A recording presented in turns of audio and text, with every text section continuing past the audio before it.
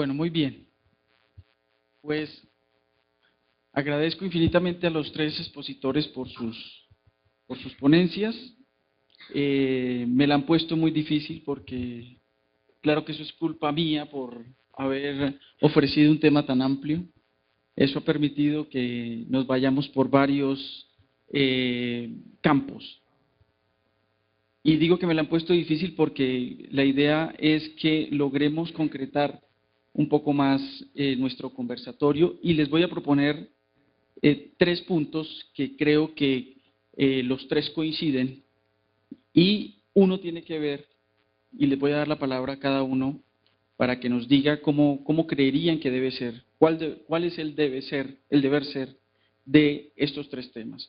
Uno primero que creo que en el que coinciden es en el tema de la clasificación de las faltas gravísimas.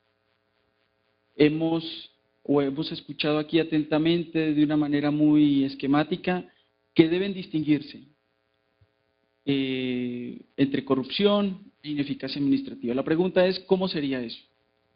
¿Cómo se daría eso? Un segundo eje temático que creo que en el que coincidimos y que ahora toma un realce, una relevancia importantísima es sobre la dosificación que en los medios de comunicación llaman desproporción.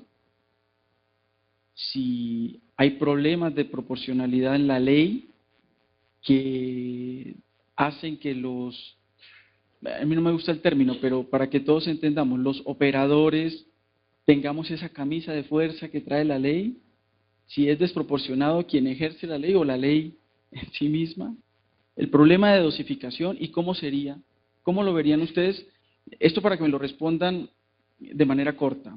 Y un tercer escenario ya más procesal, pero muy importante, tiene que ver con el modelo de procedimiento, que aquí el doctor Bernal ha propuesto un modelo acusatorio, si he entendido bien. Por el contrario, el doctor Ezequiel plantea no un modelo acusatorio, sino un principio acusatorio dentro del inquisitivo, si hemos entendido bien. Y en ese mismo sentido también lo plantea la oralidad. Bueno, perfecto.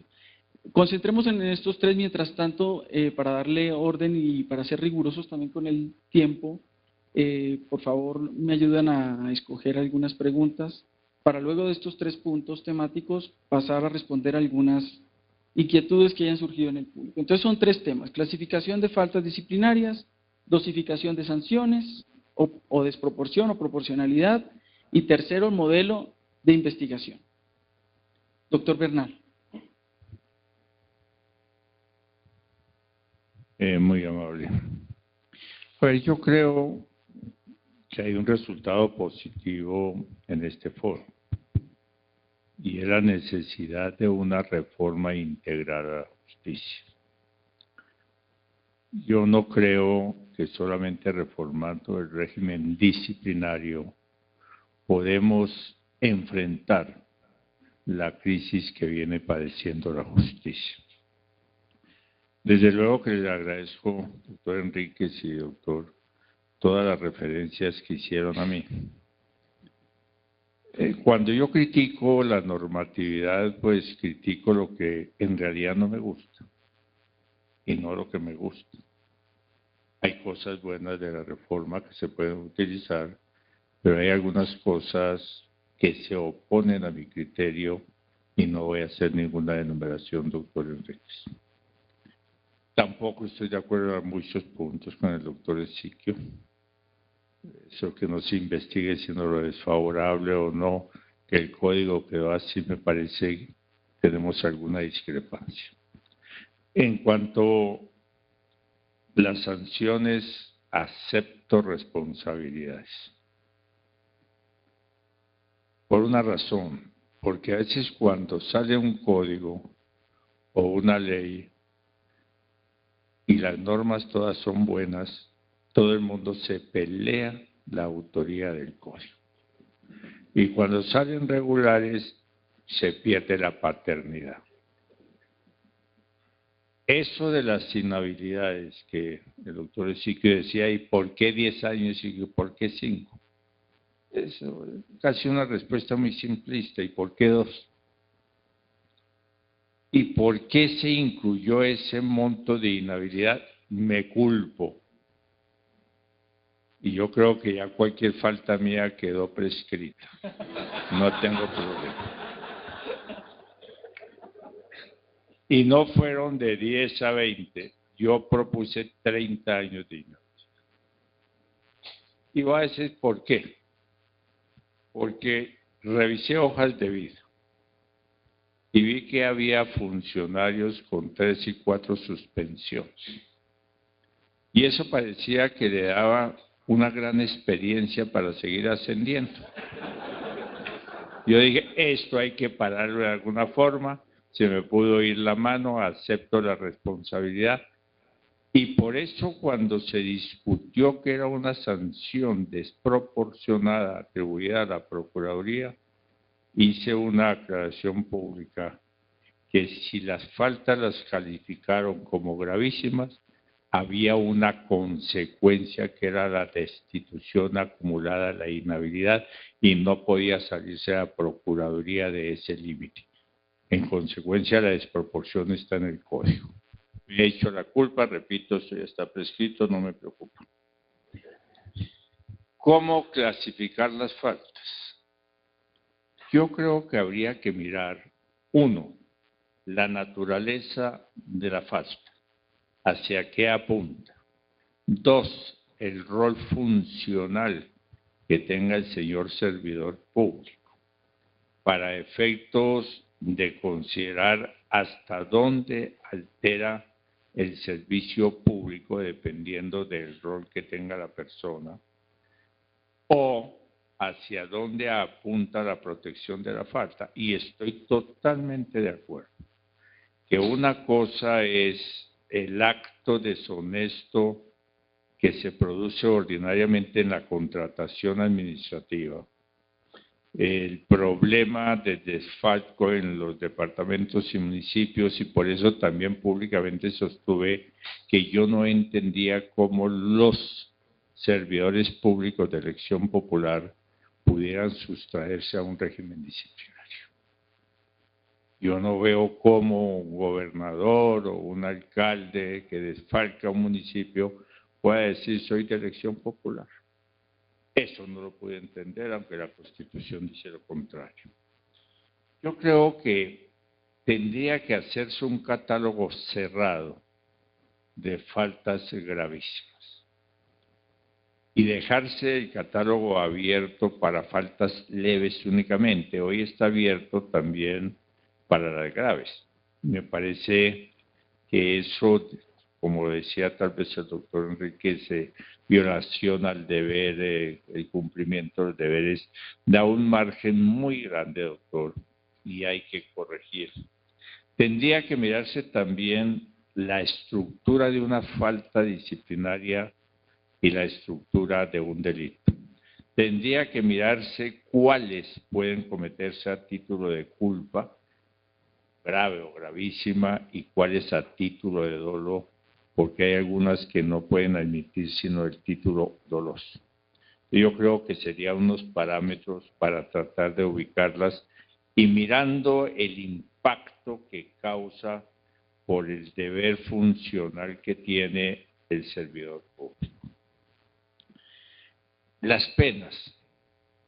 Yo soy de los que creo que siempre se está poniendo un margen mínimo y uno máximo. No sé si sería prudente saltar a un sistema diferente de poner únicamente el máximo de la sanción y dejar que el administrador de justicia disciplinaria o penal pudiera dosificar partiendo de un día hacia arriba de acuerdo a la gravedad de la falta. Sé que ese es un riesgo, dependiendo muchas veces de la persona que administra la justicia. Todos somos humanos, todos nos podemos equivocar, algunos funcionarios son drásticos, otros son menos drásticos, pero habría que mirar, flexibilizar la posibilidad de dosificación. El procedimiento acusatorio, el tercer eje que nos dice el doctor Nova. No tomemos tan literalmente las palabras, doctor Ezequiel, que es también lo que critiqué, el método de interpretación exegético, de que se dijo esa palabra, sí dije sistema acusatorio. Claro que yo entiendo que la comprensión lógica es el principio acusatorio y habría que mirar cómo se regula para que no se unifique en un solo servidor público investigación, acusación y juzgamiento. Pero yo diría hay que diseñarlo en tal forma que funcione. Con el respeto al respaldo suyo que le da doctor Ezequiel a lo que ha desarrollado la Corte, que 3 magistrados hagan investigación, 3 acusaciones, 3 juzgamientos y que creen otros 3 para segunda instancia, no sé si eso funciona o no sé si desvirtúa lo que yo entiendo por Corte Suprema que tiene que orientar la jurisprudencia. Se hizo una propuesta que no fue aceptada, entiendo, doctor Enríquez, que decíamos, ¿y por qué a los aforados de única instancia de la Corte no se le deja primera instancia en los tribunales y segunda en la Corte? Que es una forma de verdaderamente que funcione la segunda instancia. Habría que ver al interior también de la Procuraduría. Pero creo que se puede montar. Yo no digo una cosa exacta. Al sistema acusatorio, entiéndase principio acusatorio, porque entonces es que normalmente dicen sistema acusatorio, espérese que Estados Unidos no funciona así, espérese que en tal país no funciona. No, un sistema acusatorio en que haya diversidad de funciones y de funcionarios para que más o menos opere con toda la imparcialidad. Veo que hay identidad entre nosotros de la necesidad de dejar la Procuraduría General de la Nación, revisar el Código de Procedimiento. Yo insisto que hay que revisar normas constitucionales y se puede incluir los aspectos positivos que usted mencionó, quitando algunos negativos, doctor Enríquez, que eso será para otro foro. Allí tenemos un... ese. Muy bien. Sí. Bien, yo pienso lo siguiente. ¿Sí me escuchan? Sí, sí, ahí está. Es que normalmente, y no por criticarlo, doctor Enríquez Maya, se piensa que la mejor forma de combatir la corrupción es aumentando las sanciones, creando figuras. El famoso caso de la puerta giratoria, la ley 1474,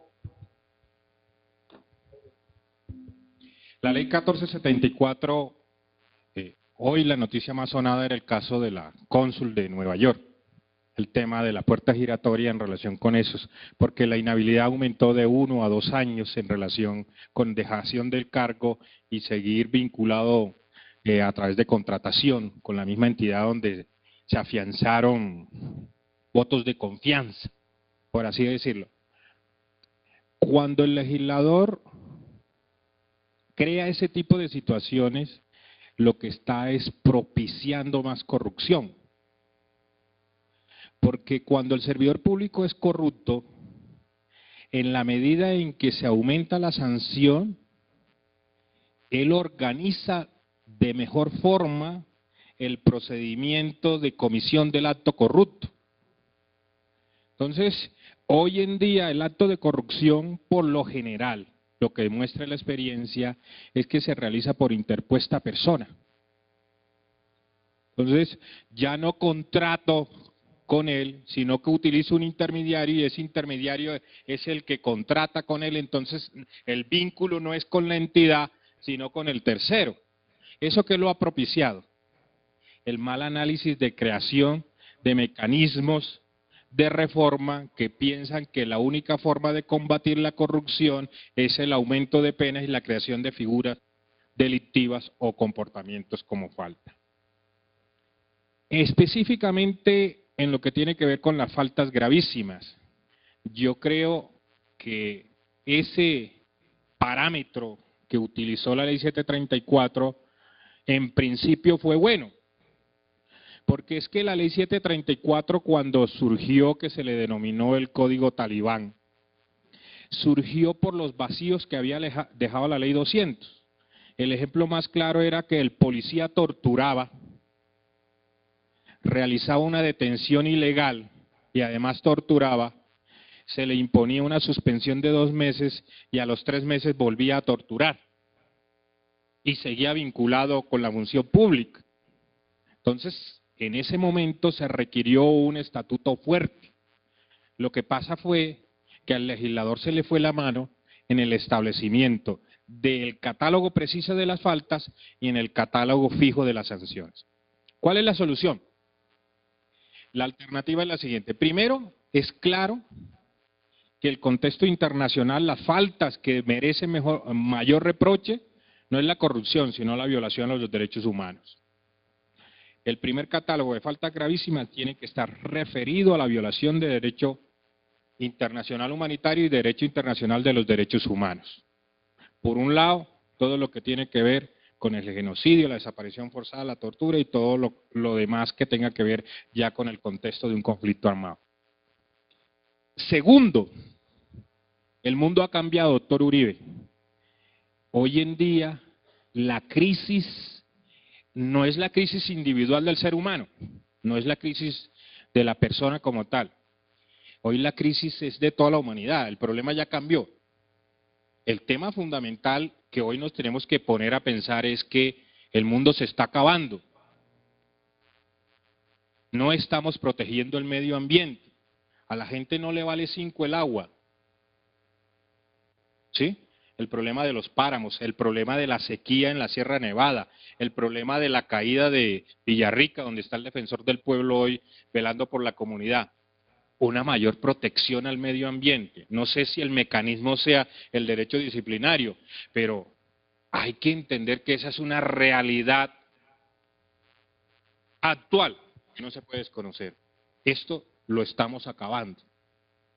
Entonces yo pondría primero los derechos humanos, segundo las faltas contra el medio ambiente y tercero las faltas contra la corrupción, para delimitarla y sacar de todo ese cúmulo de faltas gravísimas esa cantidad de comportamientos que se pueden contemplar como faltas graves o como faltas leves. ¿Sí? No es lógico, resulta absurdo hoy en Colombia que la violación a la reserva sumarial dé para una destitución e inhabilidad de 10 a 20 años, que la no contestación de un derecho de petición, que la violación o el incumplimiento de un término en muchos casos sea considerado falta gravísima y que saque a las personas del contexto. Estoy completamente de acuerdo con el doctor Enríquez Maya. En Colombia, como lo viene reclamando la doctrina, es necesario reformular el tema del non bis in idem. Eso no puede seguir funcionando así. ¿Sí? En España hay claridad en delimitar los tipos de comportamientos que merecen un tipo de reproche, que si ya hubo reproche penal no debiera haber el reproche administrativo o no debiera haber el reproche fiscal por el mismo comportamiento. Eso es un desgaste. ¿Sí? La doctrinante Diana Medina ha hecho una investigación en torno al tema y ha propuesto el cambio de ese paradigma, que era lo que se proponía también en la reforma a la justicia. ¿Y la solución a eso? A eso que usted está planteando. Yo creo que hay que reformar la Constitución. Claro que eso no es un tema en estrictamente que esté prohibido en el artículo 29. El artículo 29 no da espacio para eso. O sea, da espacio para la restricción de la aplicación. Lo que pasa es que las Cortes han entendido de forma diferente el tema, con un agravante, con el agravante de la situación de los abogados. El abogado que realiza, que es servidor público y en ejercicio del servicio público tiene que ejercer la defensa de la entidad, perdónenme la expresión, le clavan 2 sanciones en el mismo contexto del derecho disciplinario. ¿Sí? Por una parte el Consejo Superior de la Judicatura y por otra parte la entidad a la que pertenece ese servidor público. Hemos llegado ya a desbordar esos límites. Eso es incoherente. Eso no debiera funcionar así.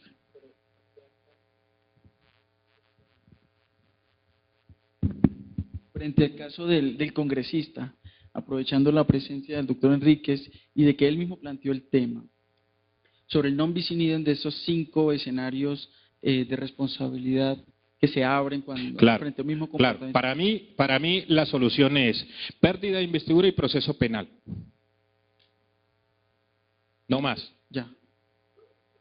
Pero la pregunta es, y bueno, y la pérdida de investidura sabemos bien que sus causales son muy limitadas. Quedarían entonces muchos comportamientos por fuera de investigación, por fuera de responsabilidad. No porque él tiene pérdida de investidura, como bien lo dijo el senador, es un juicio político. Sí. Y el otro debe entenderse como un criterio de punibilidad de un delito, de la comisión de un delito. Si comete un delito, pues le adelantamos el proceso. Yo creo que en esto hay que ser mucho más tajante.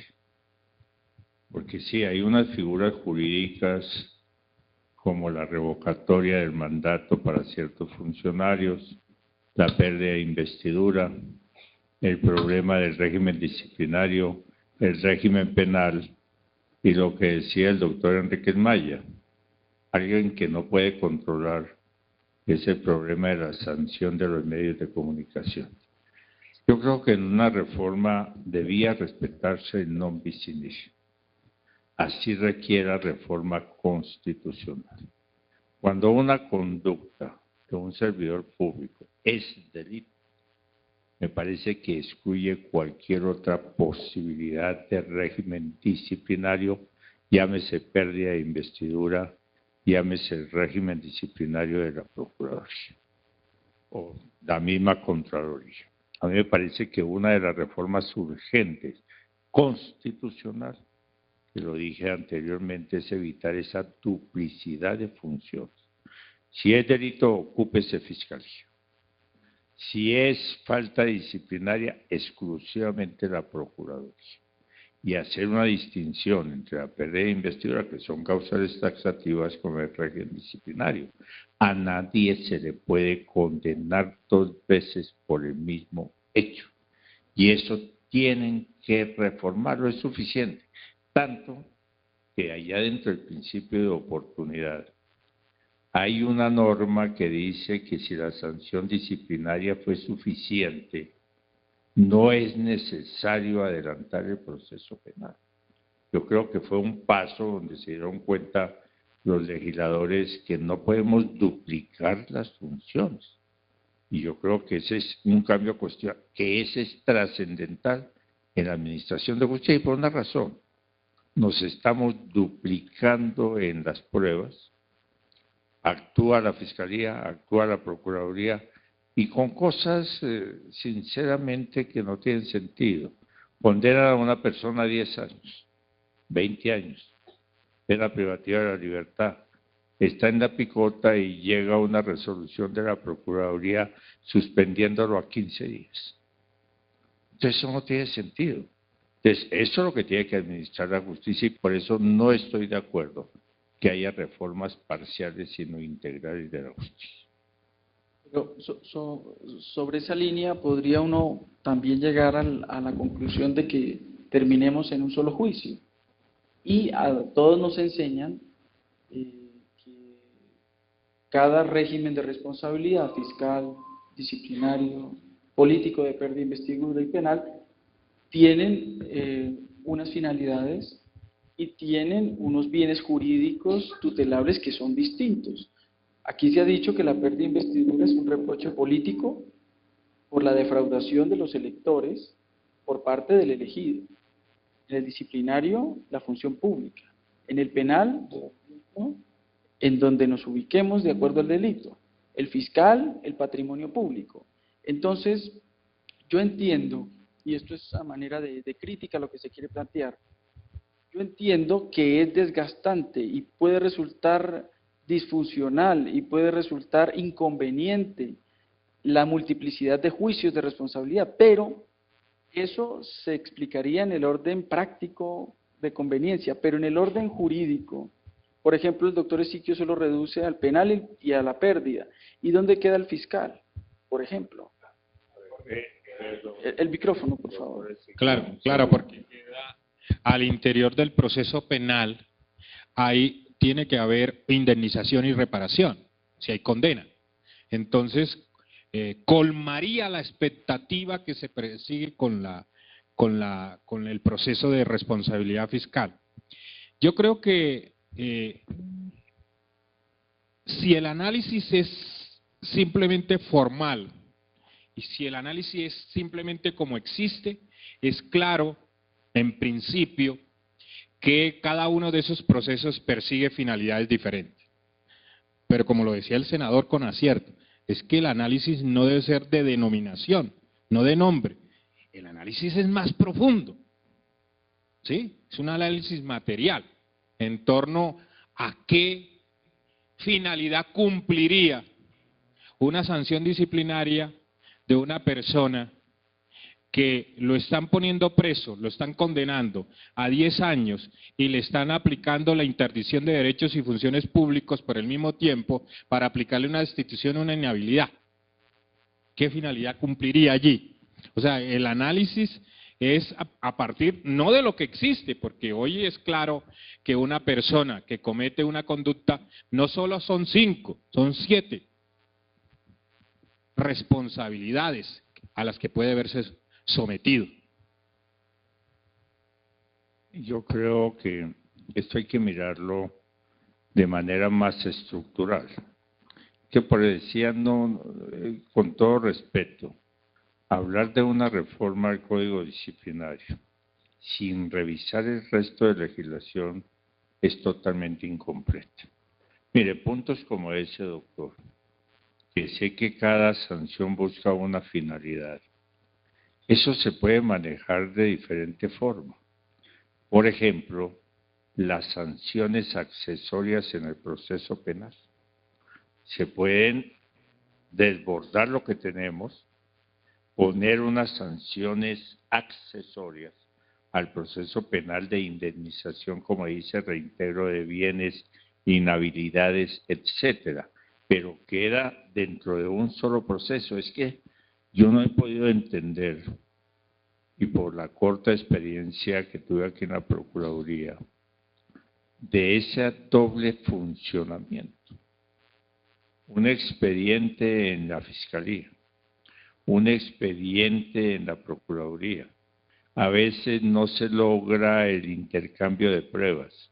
Otro expediente en la Contraloría. Estamos en un desgaste institucional increíble y con un atentado gravísimo contra los derechos de la persona y violación del principio constitucional del non bis in idem. Y por eso le decía, doctor Esiquio, tenemos que manejar las instituciones diferentes. Eso de cosa juzgada. La cosa juzgada no puede ser para una sola jurisdicción dentro de sus límites de competencia.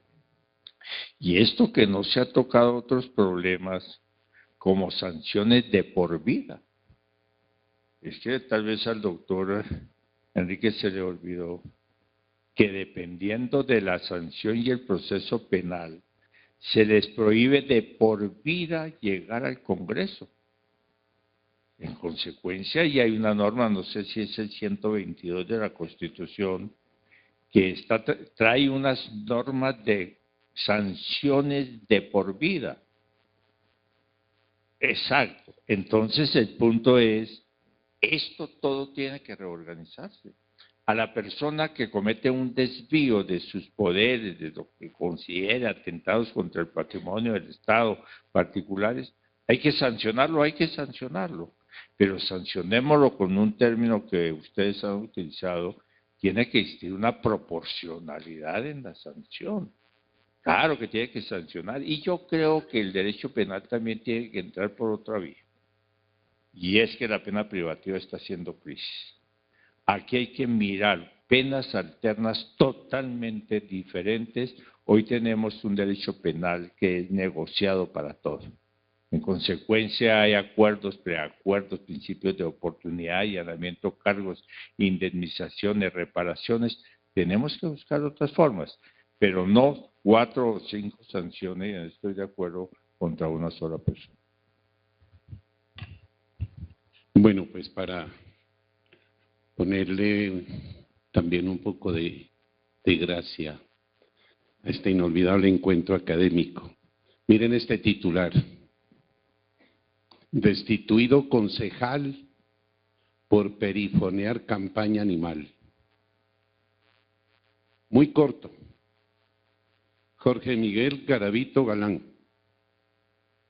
concejal de Tibasosa, nunca previó que el prestar sus servicios de perifoneador, contratado por la alcaldía de ese municipio para divulgar una campaña de desparasitación de perros y gatos. El 7 de diciembre de 2002, concluyo, sancionado en primera instancia, sancionado en segunda instancia, demandó nulidad y restablecimiento del derecho, no tuvo chance, sanción, o mejor, falta gravísima, 10 años. 2, este proceso duró cerca de 5 años, estoy hablando del año 2002 hasta el 2007. Vean ustedes el gasto y el desgaste de la administración. 2, deben haber unos criterios para calificar la falta disciplinaria, tal como están previstos, son un poco complejos a mi juicio. El derecho es lenguaje. Yo siempre evoco las enseñanzas de von Jering cuando tenemos oportunidad de legislar. Von Jering decía que el legislador debe pensar como un filósofo, pero hablar como un campesino, un lenguaje sencillo, comprensible. ¿Cuáles son los criterios que se me ocurren, claro, tomando como base el Código Único Disciplinario? 5. El primero, los motivos determinantes. El segundo, la modalidad de la falta disciplinaria, si es con dolo o es con culpa. El tercero, el daño causado a la función pública. El cuarto, la trascendencia social. Y el quinto, la calidad del funcionario, que la trató el maestro Bernard Cuy. Otro tema. Yo dejo aquí para la discusión tranquila, serena, como nos estaba invitando el señor procurador, el proceso de pérdida de investidura. Yo sigo sosteniendo que el proceso que se instruye y se falla en el Consejo de Estado es de carácter disciplinario. Y el que se instruye y se falla en la Procuraduría es de carácter disciplinario. Una propuesta mixta, que la Procuraduría instruya. Hay una denuncia contra un parlamentario, la Procuraduría instruye.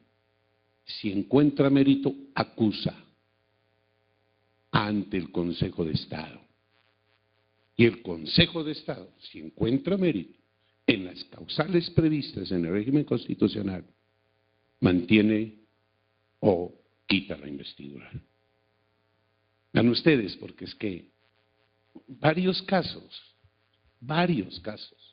Recuerdo el muy triste de Juan Ignacio Castrillón, representante antioqueño. Hubo una época que se podía publicar libros de autoría de los congresistas. Con la Constitución del 91 ya cercenaron ese derecho. Don Ignacio Castrillón le dio por publicar unos documentos de él y entre otros documentos unos poemas. Cárcel en la corte, pérdida de investidura, proceso fiscal. Aquí voy en familia, sufrió un cáncer terrible. En todo ese viacrucis, se murió. Entonces, más todavía, vuelvo a repetir, es el único país del mundo donde no hay inmunidad parlamentaria. Hasta hace poco hubo en Honduras. Ya reformaron la Constitución. Hay en Venezuela. Colombia no hay. Aquí es régimen de pérdida de investidura, con un proceso el más veloz. Y le dicen allá en el Consejo de Estado, tiene media hora para que haga uso de la defensa, la cual la puede compartir con su abogado. Eso me parece terrible, inhumano. Vamos esos temas, doctor Novoa, para el enriquecimiento con tanta gente capaz que hay aquí en esta sala. Bueno, ¿qué le parece a usted la propuesta mixta de Procuraduría investiga y Consejo de Estado juzga? No la descartaría. Y me lleva a pensar algo más, doctor Enríquez, para que lo piense la Procuraduría.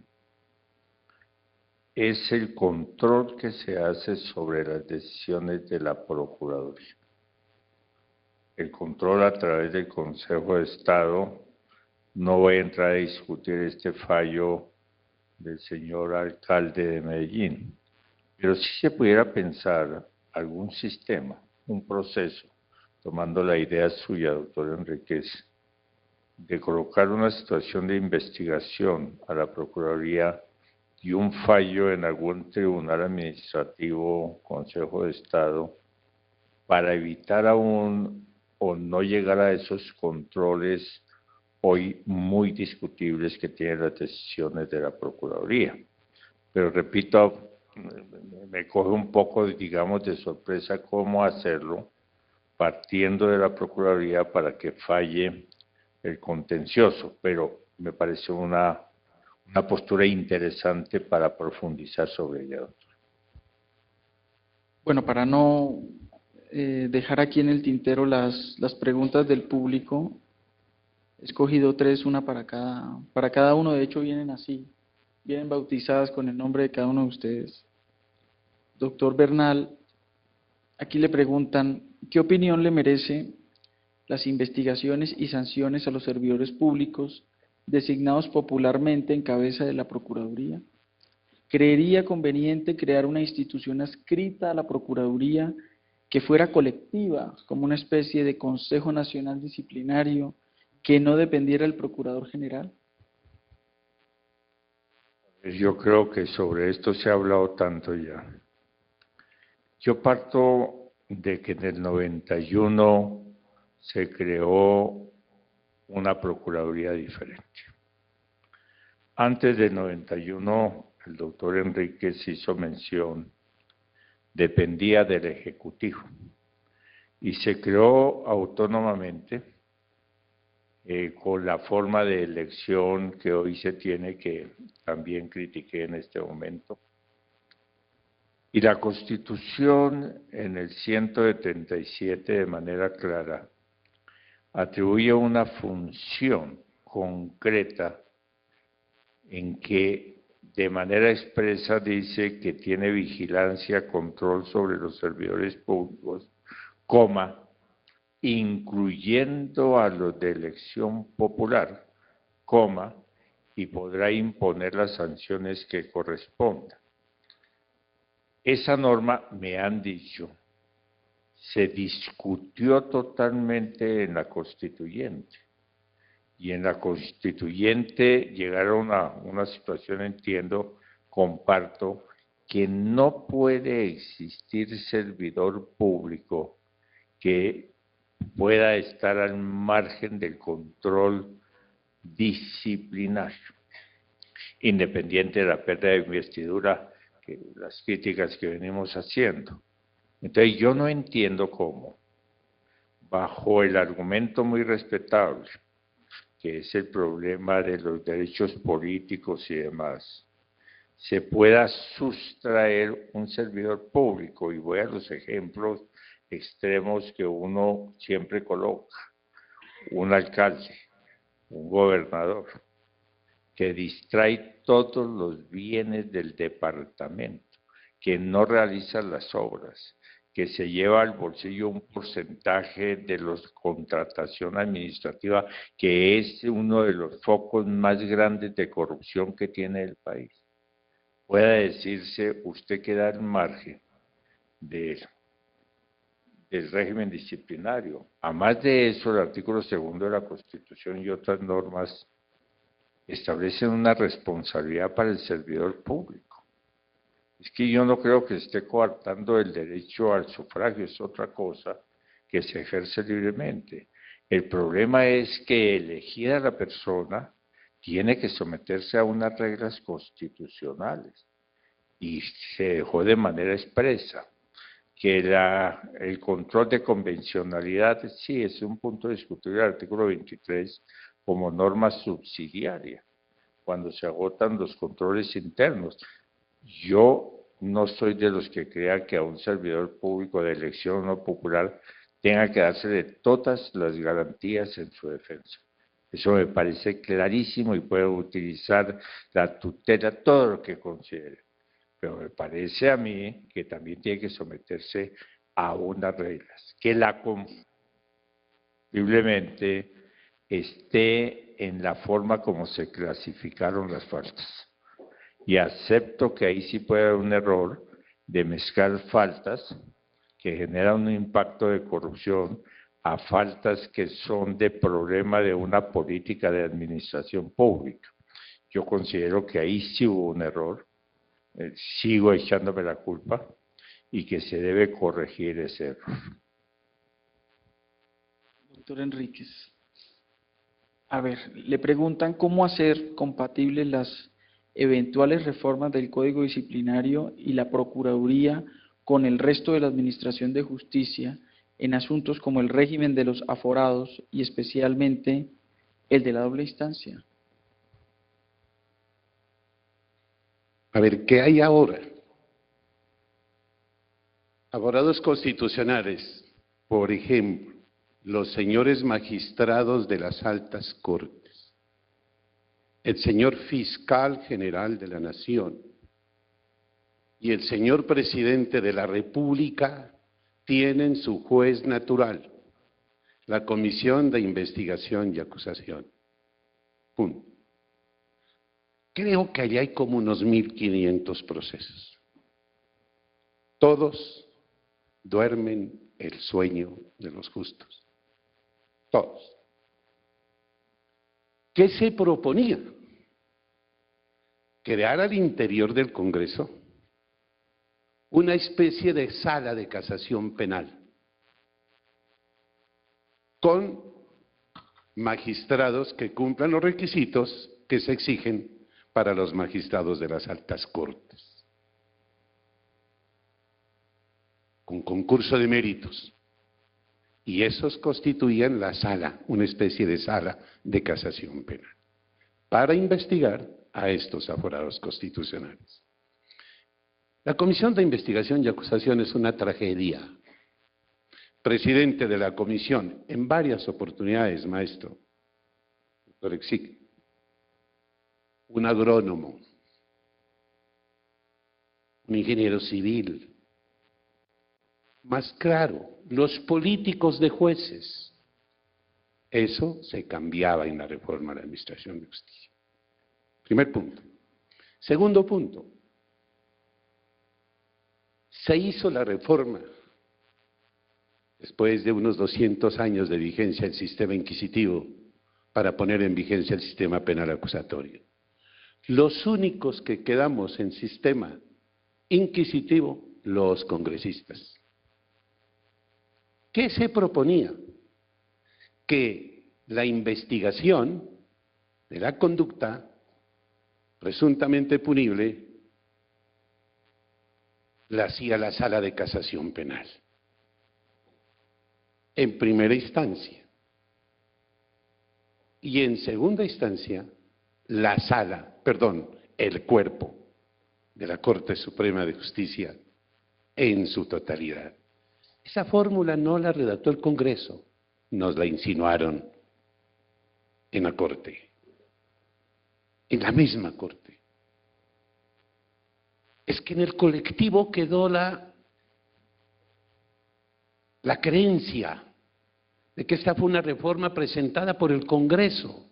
No. La reforma la presentó el gobierno y el Consejo de Estado. Suficiente un pretexto para desmoronar un edificio normativo que el señor ministro de Justicia no participó de la conciliación. Le consultamos artículo por artículo. Aquí un paréntesis pequeñito. Si hay cosa difícil es legislar, muy difícil. A nosotros nos enseñaron en la universidad que una reforma constitucional tiene 8 debates, a la postre tiene 14. Maestros, todos los que están aquí.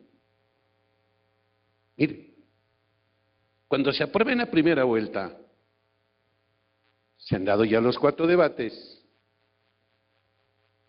Si los artículos son distintos, los que aprobó la Cámara y el Senado, hay conciliación, ahí se debate. Y luego esa propuesta se va a la plenaria del Senado y a la plenaria de la Cámara a debate. Ahí van 7. Y los 7 de la segunda vuelta, 14. Una aclaración. Los conciliadores no aprueban, no hacen cosa distinta, sino presentar una propuesta. Una propuesta. ¿Ante quién? Ante las plenarias. Las plenarias debaten y aprueban o no aprueban. Resultado, la reforma de la Administración de Justicia. Unos aprobamos, otros no aprobaron. Consecuencia, pérdida de investidura. Y por ahí hay una norma que dice, si no aprueba, pérdida de investidura. Y se aprueba también. Es el régimen. Para la Procuraduría, consultamos aquí a las autoridades para que nos ayuden a acertar de la mejor manera posible. Y se insinuaba, maestro, a esto, la creación de 2 salas, de primera y de segunda instancia, al interior de la Procuraduría. Y el primero gran interesado para reformar el régimen actual es el procurador Alejandro Ordóñez. Entonces, hoy lo que se quiere es ponernos de acuerdo para presentar un proyecto de reforma constitucional con la finalidad de reformar la Administración de Justicia. Y lo que haya que acoplar en códigos y leyes, hacerlo más temprano que tarde, siempre pensando que la ley rige en el tiempo y en el espacio para que cumpla una finalidad. Qué bueno traer aquí la sentencia del maestro Echandía. Una cosa es legislar para Dinamarca y cosa muy distinta legislar para Cundinamarca. Es un país difícil, complejo, la violencia, la corrupción, la falta de empleo, la política. Pero miren, para terminar agradeciendo infinitamente tan digna atención, ¿en qué se inspiró el constituyente de 1991? En 5 temas, para que nos preguntemos a los 23 años una pregunta sencilla. ¿Cómo vamos? ¿En qué se inspiraron los constituyentes del 91? Vamos a hacer la paz. ¿Cómo vamos? Vamos a cambiar el sistema de la reforma a la Administración de Justicia. ¿Cómo vamos? Vamos a cambiar las costumbres políticas. ¿Cómo vamos? Vamos a poner en vigencia la descentralización. ¿Cómo vamos? Vamos a cambiar el sistema económico. ¿Cómo vamos? De manera que estos encuentros académicos son de vital importancia y yo quiero agradecer infinitamente, aclarando que mis posiciones aquí son de carácter estrictamente personal, que en nada comprometen al Congreso de la República. Muchas gracias.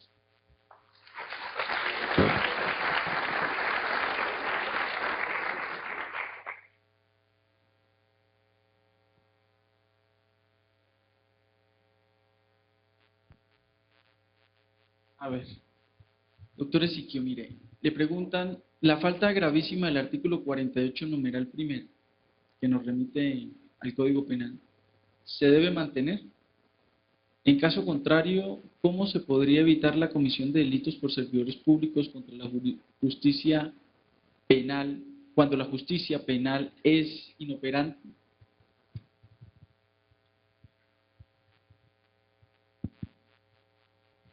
Bueno, es una pregunta bastante técnica. Mi respuesta es la siguiente. Yo pienso que el surgimiento de esa falta, no se sienta aludido, maestro, fue un criterio de pereza del legislador. Porque omitió la tarea de sentarse a revisar qué comportamientos delictivos deberían llevarse al Código Disciplinario y sancionarse como falta. Para mí, no se debe mantener ese numeral primero, debe hacerse el esfuerzo de hacer un análisis profundo, detallado de cada uno de los comportamientos que ya siendo delitos deberían considerarse faltas. Ojo, bajo el primer criterio para no ser contradictorios.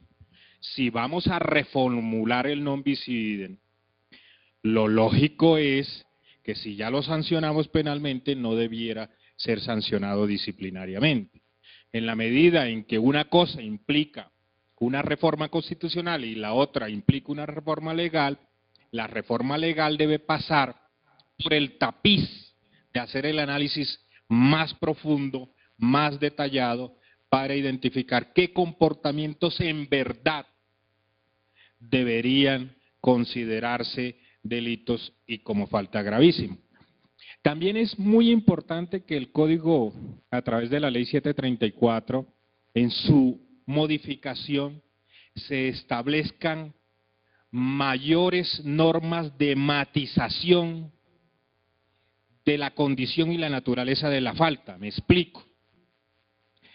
Si ustedes revisan el artículo 47, 43 de la Ley 734, en el numeral 9, dice que la realización de una falta objetivamente gravísima cometida con culpa grave será considerada falta grave.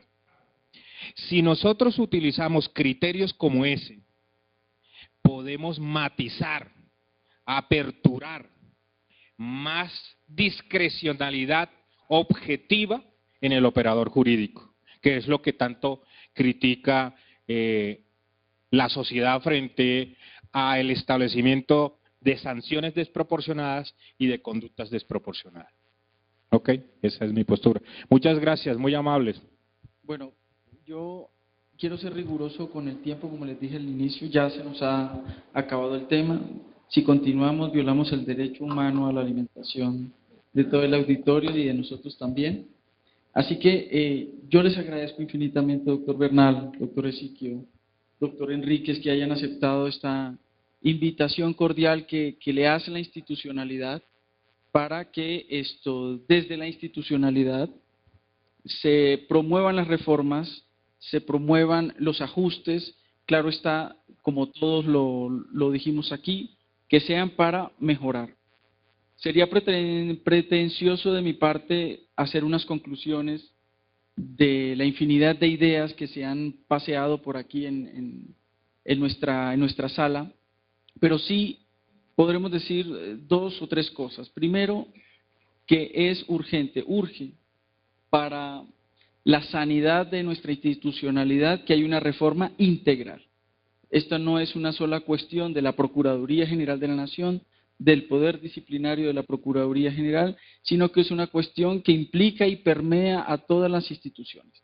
Ya hemos paseado aquí por crisis del derecho penal, de su sistema, de la pérdida de investidura, non bis in idem, doble instancia, en fin, convoca a una reforma integral. Y segundo, ya en lo que atañe a nuestro poder disciplinario, pues deben hacerse ajustes a la ley para que el operador, que el término no me gusta, pero para que se entienda, el operador no encarne una desproporción, como hoy se le llama, que no es por culpa siquiera del operador, sino de la ley. Entonces habrá que verificarse esas cuestiones sobre dosificación. Dosificación, que es lo que hoy día de pronto talla un poco más. Y como un tercer punto, en materia procedimental, interesantísimos los planteamientos de la división de las funciones de investigación, acusación y juzgamiento. Esto queda abierto, no hay nada dicho, nadie tiene la última palabra en este asunto. Esa es la idea de estos conversatorios. Esperamos, doctor Bernal y doctor Ezequiel y doctor Enríquez, poderlos tener en un futuro conversatorio. Muchísimas gracias a ustedes y muchísimas gracias a todos los del